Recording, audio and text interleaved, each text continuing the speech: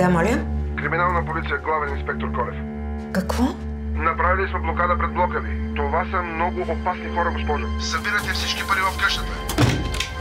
Хвърляйте парите, ще ги изпустим, госпожо. Хвърляйте и залягайте, може да стане престрелка. Ало?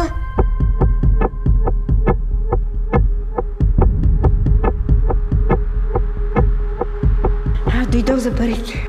Какви пари? И той ми каза да хвърля парите през прозореца.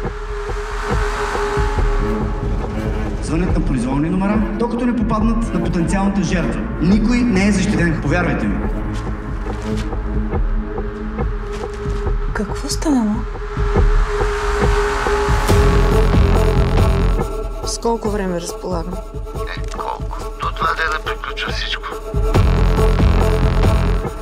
Парите ми трябват сега.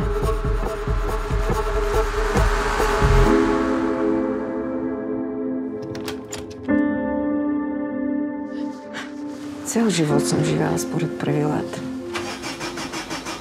И какъв е смисъл? Ало?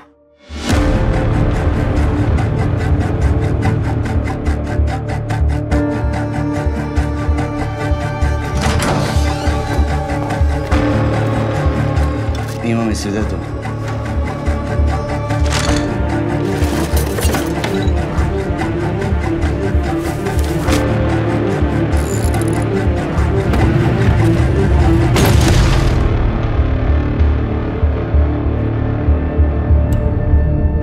Ако беше жив, това никога нямаше да се случи.